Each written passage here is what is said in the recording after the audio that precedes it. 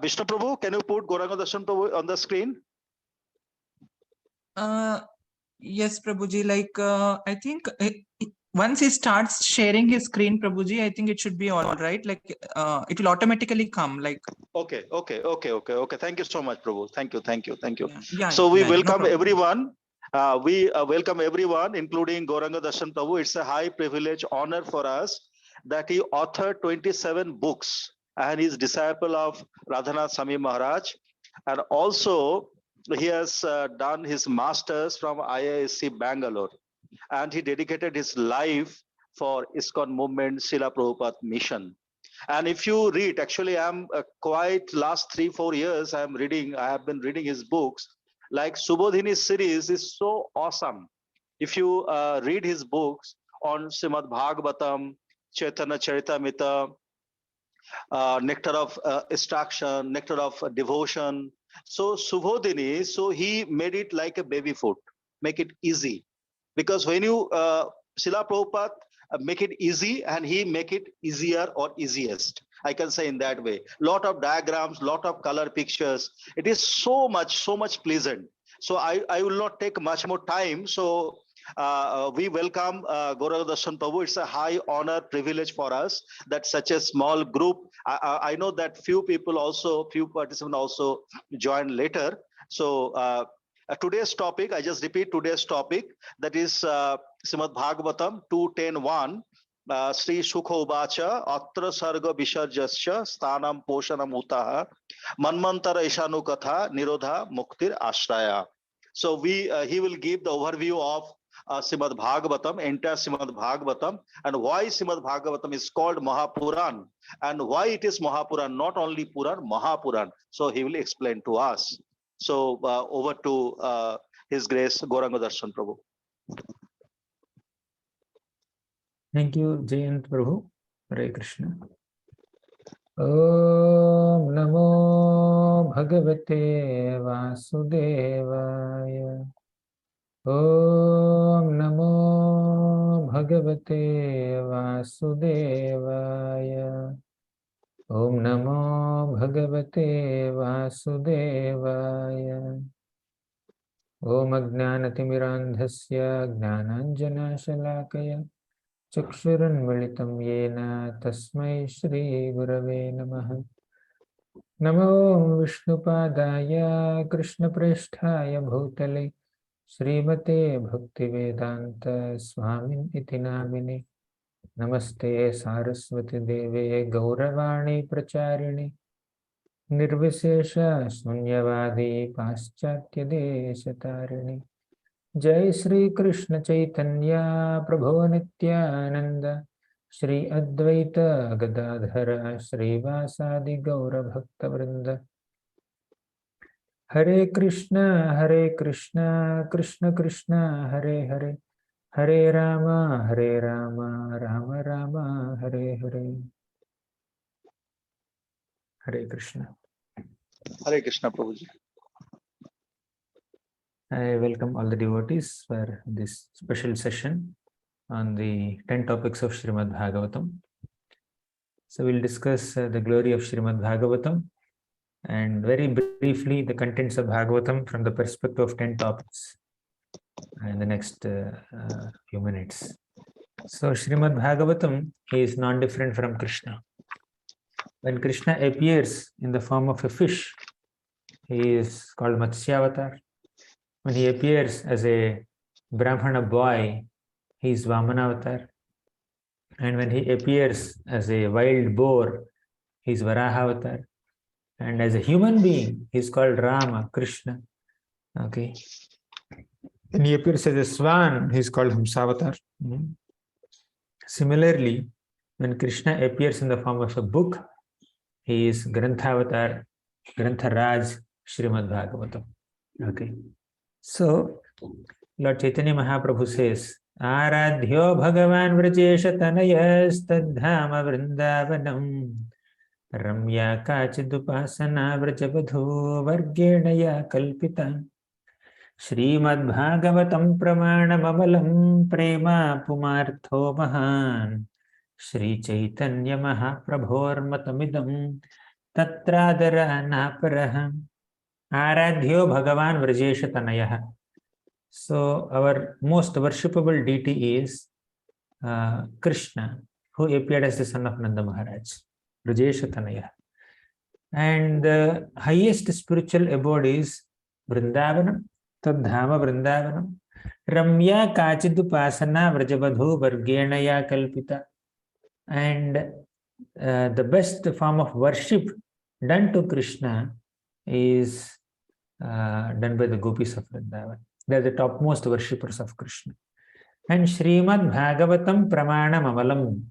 Srimad Bhagavatam is the Praman, the topmost evidence, the greatest authoritative scripture.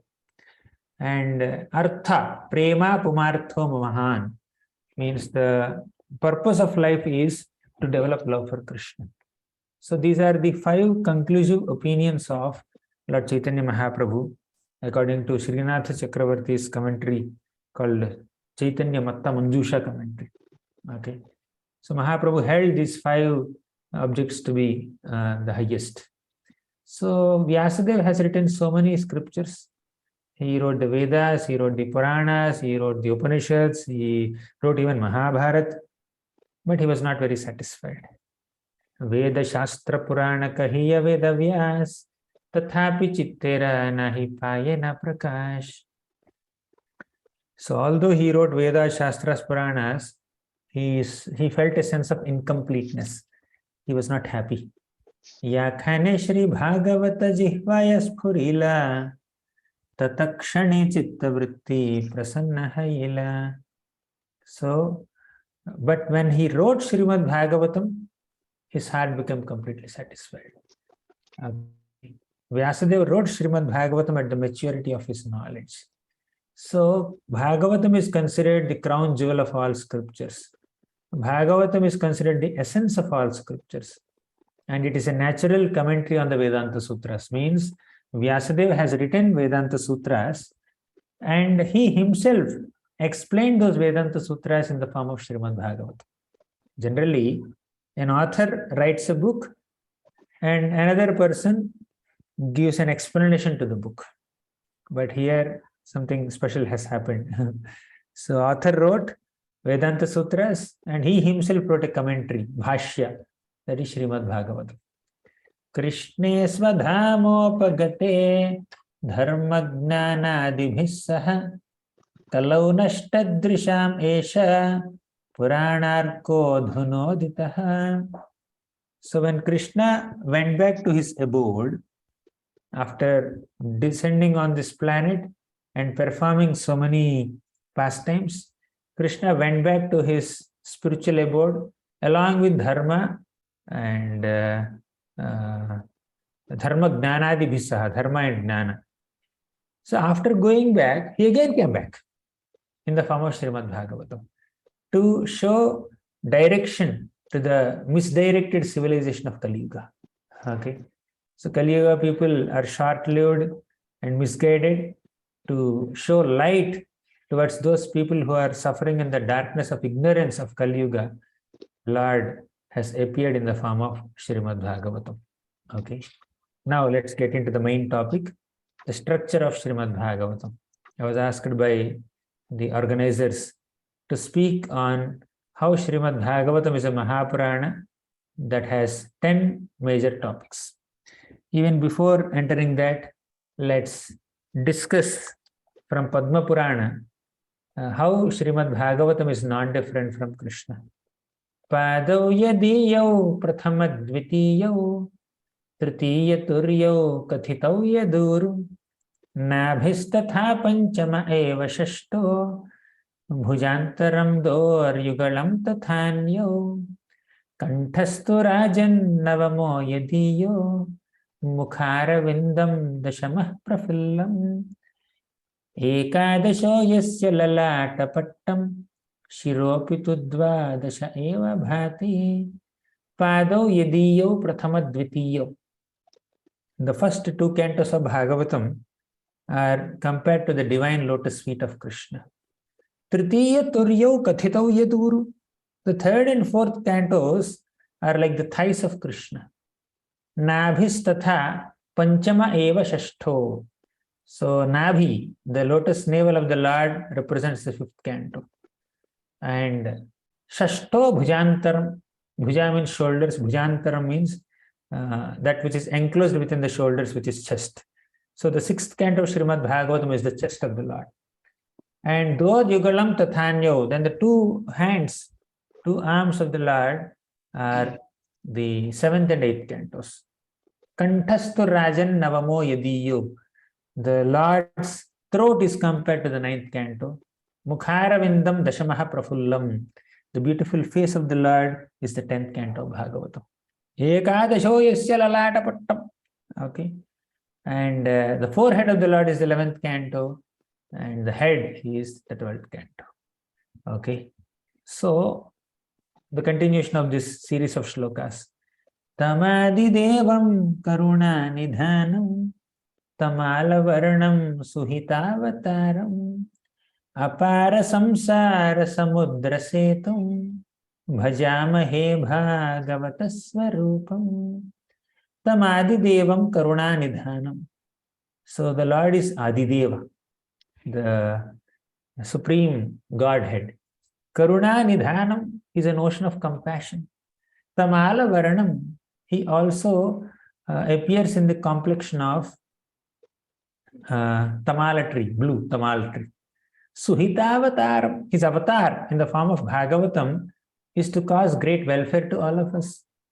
Apara samsara samudra setum. Apara, unlimited or unfathomable, samsara.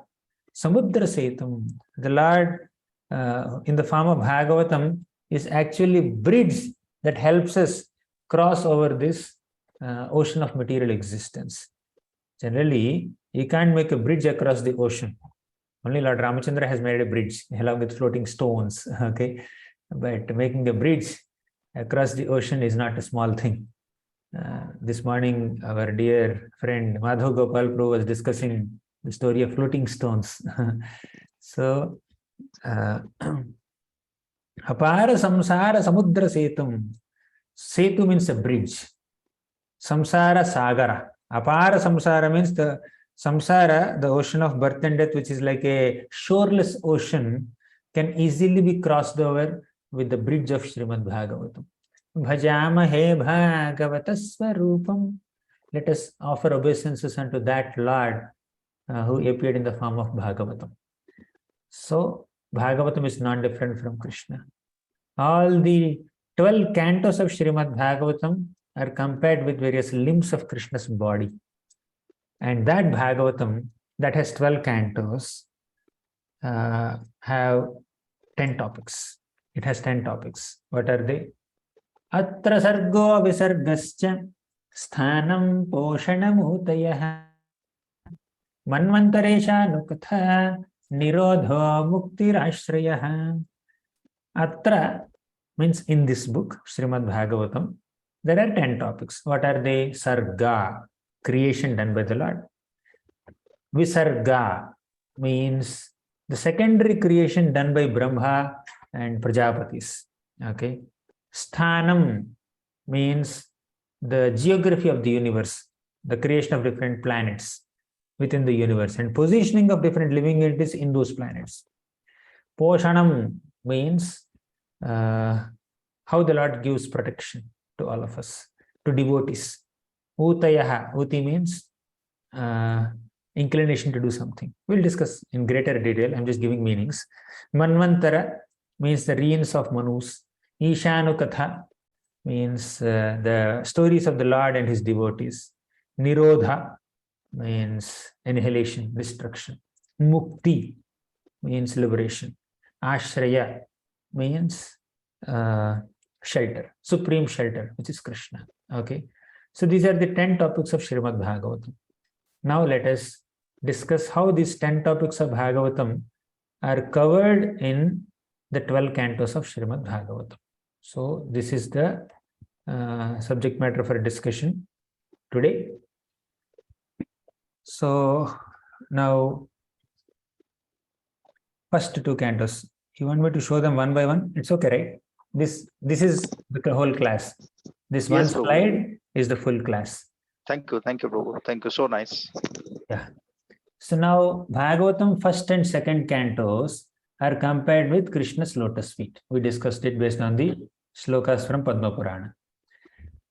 These first two cantos present a little introduction to Srimad Bhagavatam, how by setting the scene, by introducing the main characters of Srimad Bhagavatam, Vyasadeva.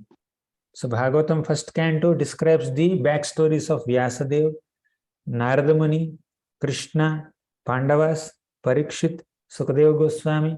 So the prominent characters are introduced in the first canto of Bhagavatam.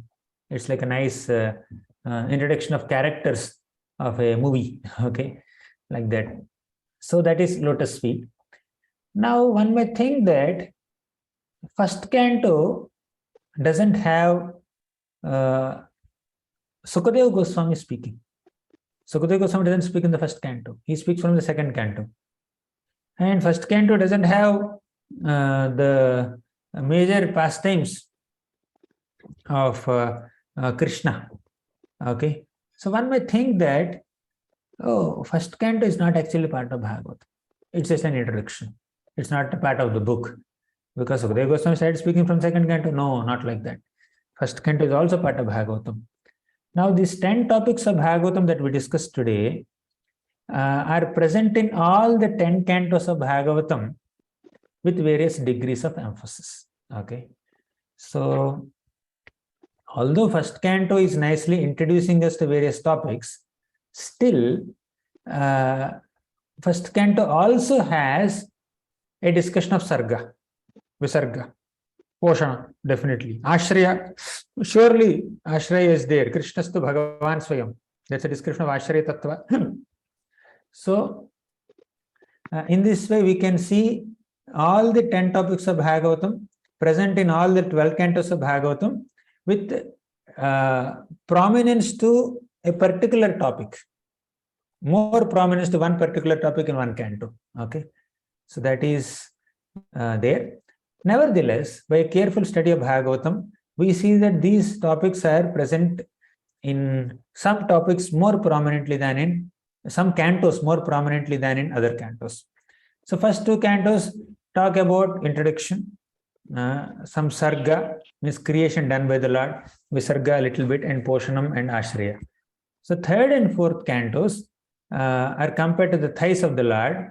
They talk about sarga. What is sarga? Sarga is the creation done by the Lord.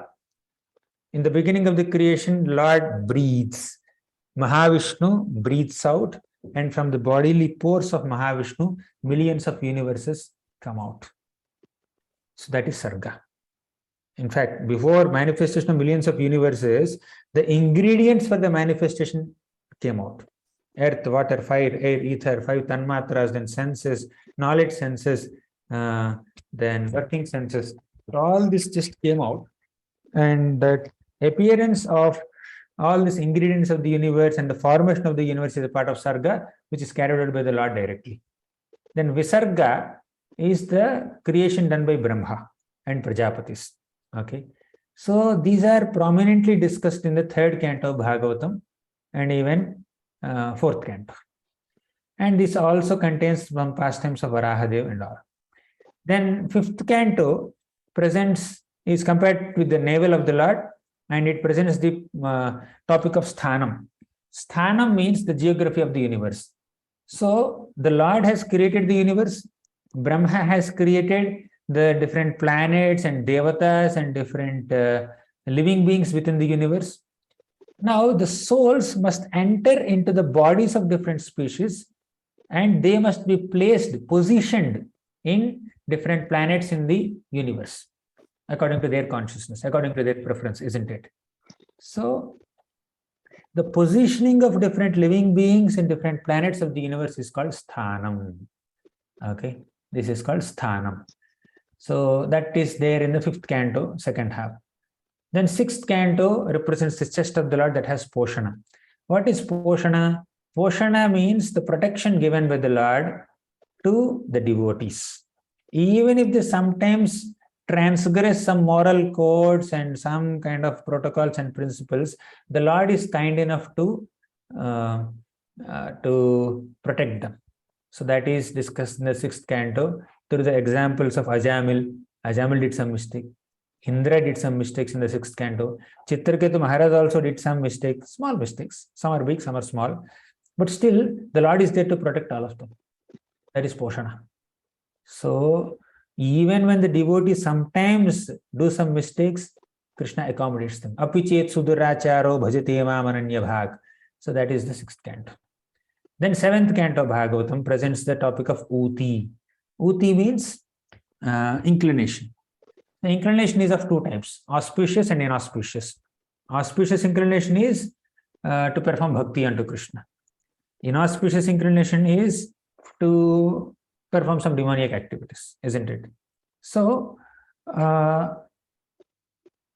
in the 7th canto Bhagavatam, we see that Prahlad has this auspicious inclination to perform bhakti, and Hiranyakashipu has inauspicious mentality of hating Lord Hari.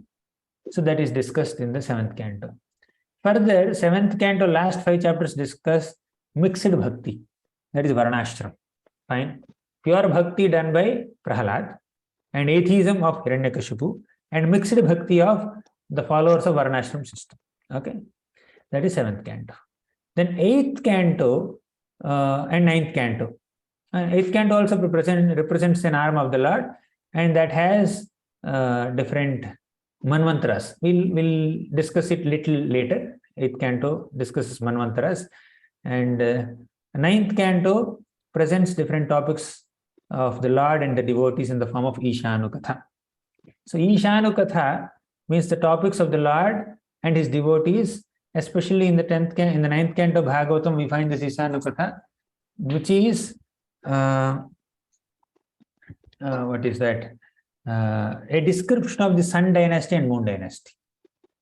Okay, in the Vaivasvata Manu's dynasty, which is called Sun dynasty, Lord Ramachandra appeared, and many great personalities like Harishchandra, Sagara Maharaj, Anshuman, all these people appeared. So that is Ishanukatha.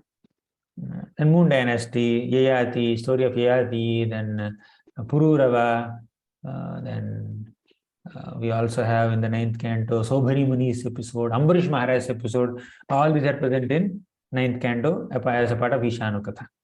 Then 10th canto is Ashraya. Ashraya is the shelter given by the Lord. Krishna is the supreme shelter of all the incarnations, all the devotees. And the 10th canto Bhagavatam, which describes Krishna's pastimes, is the shelter of all the other cantos. Okay. So that is Ashraya. Krishna's pastimes in Vrindavan, Mathura, Dwaraka, Hastinapur, and his opulences, all these things are beautifully, elaborately described in the 9 cantos, 90 chapters of 10th canto. The 11th canto represents forehead of the Lord, that discusses the topic of mukti or liberation. So this liberation topic is elaborately discussed in the form of Uddhava Gita and also the conversation between Nimi and Navayogendras. And this also describes the disappearance pastime of Krishna and the Yadu dynasty. So 12th canto presents the 10th topic, which is Nirodha, 4 kinds of annihilation. So I kind of briefly discussed all of them, but I did not sufficiently discuss Manvantara and Nirodha, which I will do now. Okay. So these are 10 topics that represents, that are discussed in the 12 cantos of Bhagavatam, that represent the various limbs of Krishna's body. Now, first canto. Okay, first canto discusses so many concepts of Bhakti, Bhagavan, Bhagavatam, and also the history of Bhagavatam is discussed in the first canto. How Vyasadeva wrote Bhagavatam. And prominent characters like Sukadeva Goswami, Parikshit Maharaj, Sutta Goswami, Naimisharanya sages, Kunti, Pandavas, Draupadi, then Parikshit, all these people are introduced along with their backstories in the first canto, setting the stage. Second canto discusses Ashtanga Yoga and Virat Rupa meditation and the topics of Sarga and Visarga and Chatushloki Bhagavatam. Then the definitions of 10 cantos of Bhagavatam are also presented in the second canto. Fine. So these are the contents of second canto. All these paths are discussed briefly and elaborately, and presented that Krishna Bhakti is the ultimate path. So all the different spiritual paths in the Vedic, what is that? In the Vedic landscape are briefly discussed to establish the supremacy and superiority of Bhakti Yoga over all of them. That is second canto. Third canto discusses the conversation between Uddhava and Vidura, and later Vidura and Maitreya. So third and fourth cantos are actually a discussion between Vidura and Maitreya. They discuss the topics of Sarga, Visarga, then Varahadeva's pastimes, and the description of Vaikuntha. And we also have the story of Swayambhuva Manu. In the third canto, Swayambhuva Manu appears along with his wife Shatarupa from Lord Brahma. And Swayambhuva Manu had 5 children. You know who are they? Devahuti, Akuti, Prasuti, Uttanapada and Priyavrat. So from third canto middle, 20th chapter, till fifth canto, 15th chapter, it's only a description of these children of Swayambhuva Manu. And also third canto discusses the teachings of Kapila. Okay. So this is the family of Swayambhuva Manu. 3 daughters, Devahuti, Akuti, Prasuti, 2 sons, Uttanapada and Priyavrat. Fine. So numbers are also there. You can go through Zubodhini or some other books, or you can take a screenshot of this page. So what is described in which canto is mentioned here. So next, fourth canto begins with Daksha's episode, because Daksha marries Prasuti. Prasuti's daughters are 16 in number, and the youngest of them is Sati. And Sati marries Shiva, and there was a conflict between Daksha and Shiva that is discussed. Then story of Dhruva Maharaj. How did this Dhruva Maharaj story come? So after completing the descendants of, after completing the description of the descendants of Swayambhuva Manu's daughters, he speaks about the descendants of Swayambhuva Manu's sons. So Uttanapada's dynasty is discussed here, and Uttanapad's son is Dhruva. So Dhruva's story, the Nanga Maharaj, Vena Maharaj, Prutu Maharaj, Prachina Barhi, Prachetas, all of them are discussed. Fifth canto we already discussed. Fifth canto first half discusses the story of Priyavrata Maharaj, in which Agnidhara, Nabhi, Rishabhadev are some prominent kings. Bharat Maharaj and his 3 lives as a king, as a deer, and as a Brahmana, they are described. Then the second half of fifth canto discusses the structure of the universe. Okay.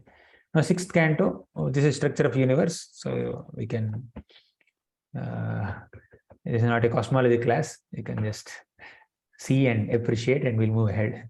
Then sixth canto discusses Ajamil's story, then Daksha's story, then Indra, Chitraketu Maharaj, Vritrasur. So these are prominent episodes in the sixth canto of Bhagavatam. Seventh canto we already discussed sufficiently, elaborately, Prahalad and Hiranyakashipu. Then comes the eighth canto. So eighth canto discusses Manvantara. What is Manvantara? Manvantara is the reign of Manu. Within one day of Brahma, there are 1000 Chaturyugas. One Chaturyuga is a combination of 4 yugas. So within this one day of Brahma that has 1000 Chaturyugas, there are 14 Manus who come and rule. The reign of one Manu, which is about 71.25 Divya Yugas, that is called a Manvantara. Fine. So within one Manvantara, there are multiple personalities who orchestrate various affairs of the universe. They are Manvantaro Manur Deva Manuputra Sureshwaraha Rashayo Amshavatarascha Hareha Shadvidham Uchyate. Manu, Manuputraha, sons of Manu, Devaha, Devatas, Sureshwaraha, Indra, then Rashaya, the 7 prominent sages, Amshavataraha means Manvantara Avatara. These are the 6 prominent personalities or 6 types of personalities who orchestrate various affairs of a Manvantara, the entire universe. Okay, so the 8th canto of Bhagavatam describes these 6 elements of a Manvantara for all the 14 Manvantaras of the current day of Brahma. So currently what's happening? We are in 7th Manvantara.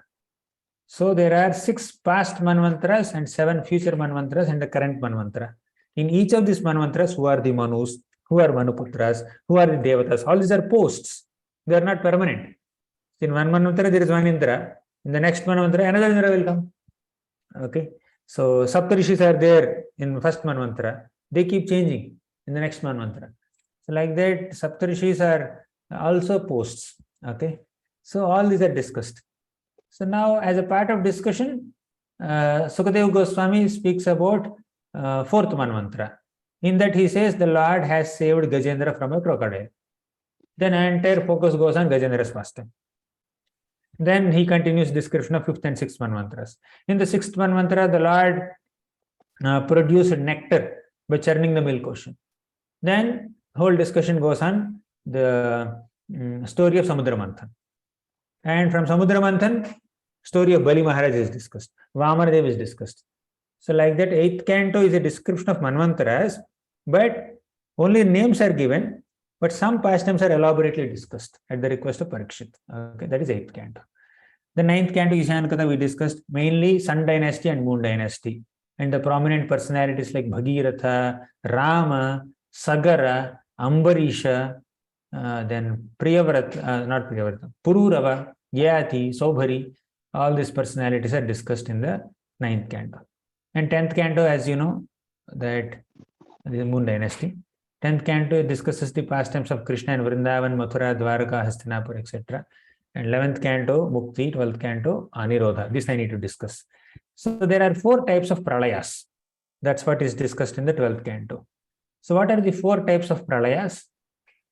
They are, one is Nitya Pralaya, second Naimittika Pralaya, third Atyantika Pralaya, 4th Prakritika Pralaya. So Pralaya means destruction. Fine. So Nitya Pralaya means constant destruction. Every moment something is getting destroyed.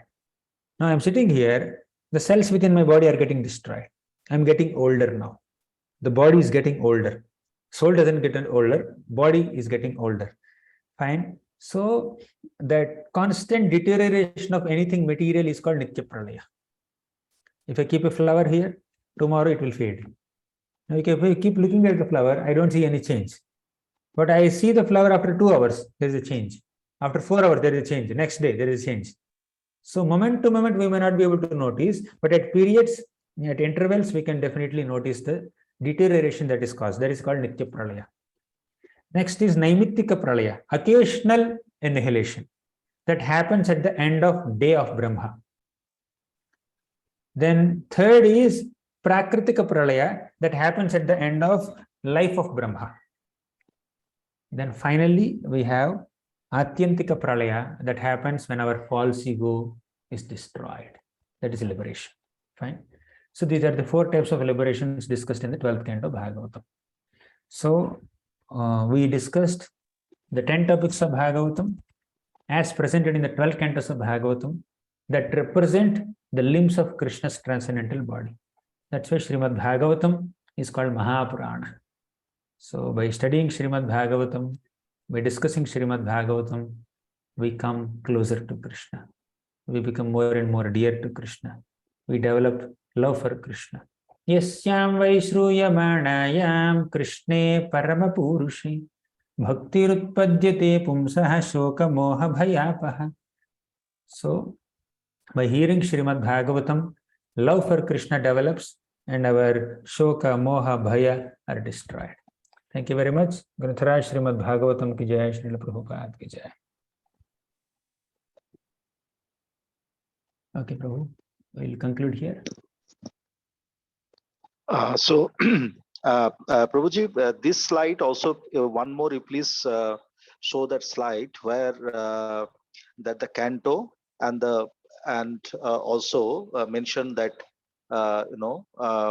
like Sarga Visarga, then Sthana, Poshana, Uti, Manmantar, Ishanukatha, Ashray, Mukti, Nirodha. That slide. Where first one is that first two canto, then 3, 4, then 5, 6, 7, 8, 9, 10, 11, and 12. That one particular slide that in the beginning.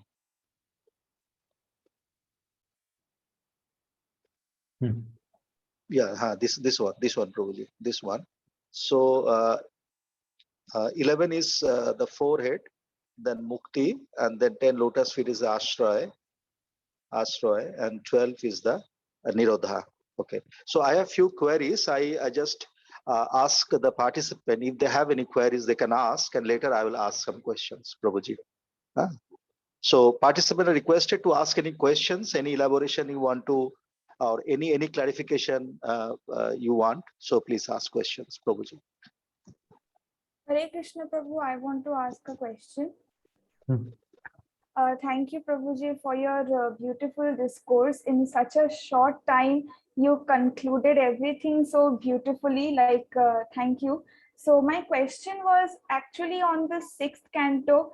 I just wanted to ask that for people like us, like we cannot be like called devotees. I feel that the devotees who were mentioned in the Srimad Bhagavatam were so exalted, and we are not even like this much, like 1% of their qualities we have. So I wanted to ask that if due to our ignorance, if we end up doing any mistake, so for us also the Lord gives mercy and he forgives us, because sometimes I feel really guilty of a few things. So I wanted to ask if he also showers his mercy on devotees like us who are really in like neophytes and really in the beginning stages.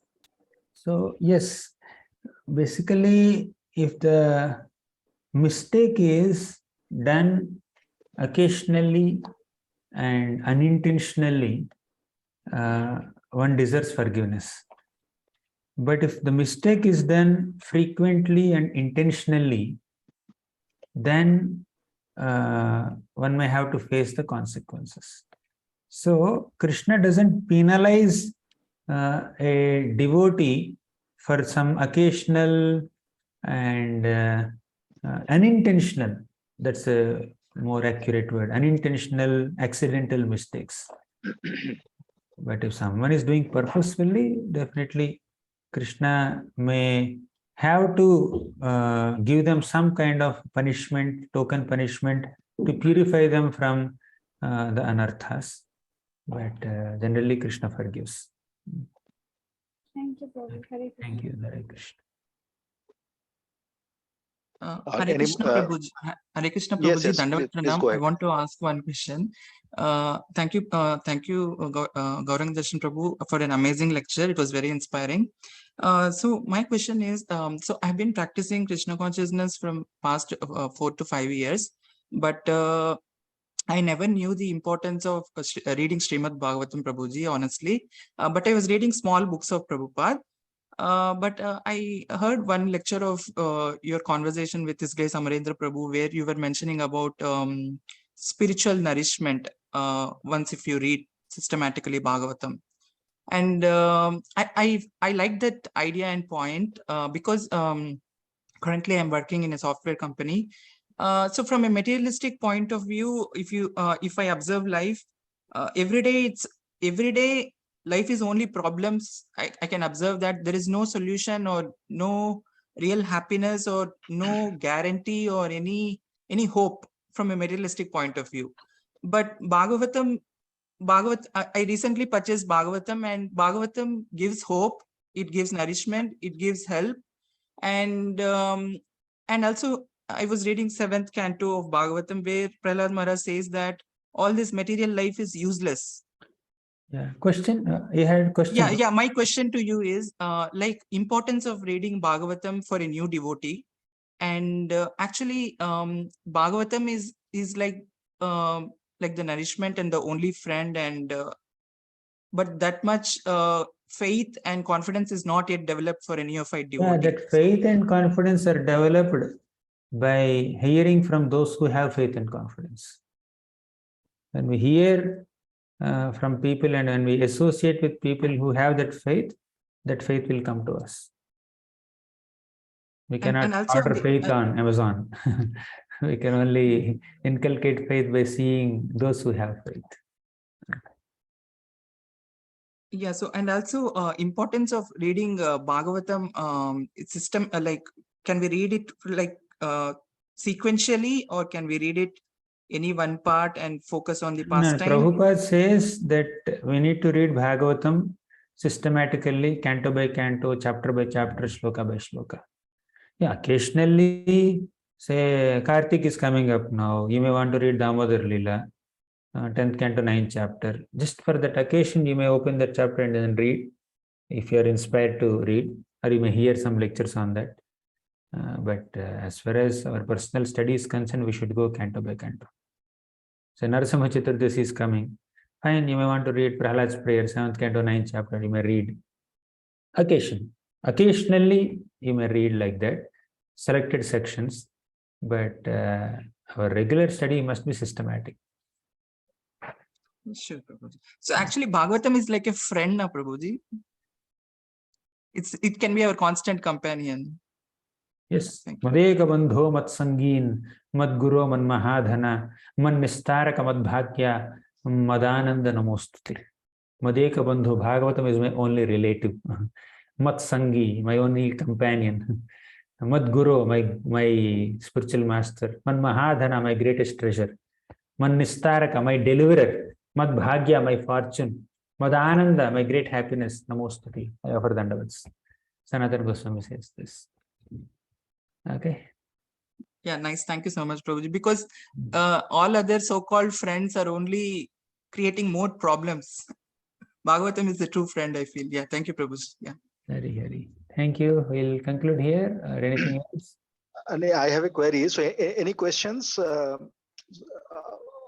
Or I can ask questions. Okay. Prabhuji. Please go ahead. Dandavat Pranam. Thank you for your very nice class. Prabhuji, in your class, you mentioned one line that our body grows older, but our soul doesn't. Can you please elaborate? Means if you can tell 1 or 2 points on this line. Soul is eternal. Soul is ever alive, and body is never alive. So because of the soul's presence within the body, body grows, body undergoes transformations. But when the soul's tenure within a material body is completed, according to the karma, then the soul leaves the body and the body dies. And body is constantly undergoing changes and dwindling, but the soul always remains Satchidananda, eternal. Okay. So Prabhu, if the soul is Satchidananda, eternal, why can't we remain like Satchidananda, eternal? I mean, we are souls. We are Satchidananda. Soul means we only. We are souls. We are eternal. We are Satchidananda. But because we have some material desires, we are entrapped in this material body. But by practicing Bhakti Yoga, we can come out of this material body and go to Krishna. Then we remain as Satchidananda eternally. So there is no more birth, death, old age, disease. Okay. Thank you. Prabhuji, I have one query. So, Nirodha, here it is translated like going back home, going back to Godhead. Prabhupada translated. And Mukti, liberation. So how it is different? Because liberation means going back to home, going back to Godhead. Nirodha so is destruction, withdrawal. So now that Nirodha can be equated to Mukti if that Nirodha is taken as Atyantika Pralaya. Okay, I spoke about 4 types of Nirodhas, right? One of them is Atyantika Pralaya, which is liberation. So Prabhupada gives ultimate definition. Okay. Hare Krishna, Prabhu. Yes, Prabhu. Prabhuji, I have been reading, Bhagavatam, but whenever I read Bhagavatam, Prabhuji, it's a feel-good like factor for me. there is no elevation in my consciousness, or no relations coming out. After reading Bhagavatam, it seems that I just got some information by reading Bhagavatam, some pastimes. That's all, but I don't get any Yes. kind of realization. So, Prabhuji, what am I making any mistake, or No. It's not a mistake. It's first step. At least we'll get equipped with the information, then transformation will follow. That information becomes transformation to the degree we serve devotees. When we render Vaishnava Seva, our theoretical understanding will convert into practical realization. So we should not just study the scriptures, but we should try to apply the teachings of the scriptures in our interactions with devotees. And by serving Vaishnavas, we will be able to internalize, assimilate, absorb, and realize the teachings of scriptures better. So when you do Vaishnava Seva, then you will feel more nourishment and more connection to Bhagavatam and more absorption in bhakti. And it will not remain at the level of information only. It will become transformation. Okay, Prabhu. okay, Hare Krishna. Thank you. So if there is no question, so we can conclude here, and we can Yes, Prabhu. we can say big thanks and Hare Krishna to Gauranga Darshan Prabhuji, and we request him to come again and again. It's a small group, it's a beginning, but I know that in future it will be a larger group. And I have a plan with him, and he told me that after the first session he will discuss the future plan, and we want his association in future again and again and again. So thank you so much, Prabhuji, for your nice class, nice books. And one more book I forget to mention is that Prabhav series, the Bhagavad Prabhav, and there is selected verses like in Bhagavatam selected verses, Bhagavad Gita selected verses. Prabhu, what is the name of that? That small book? Ratnamala. Ratnamala. Huh? Oh, such a beautiful books. So I keep on purchasing that. So it's a great honor for us that Prabhuji has come. So thank you so much, Prabhuji, once again. Our humble obeisances at your lotus feet, Prabhuji. Thank you so much, Prabhuji. Hare Krishna. Hare.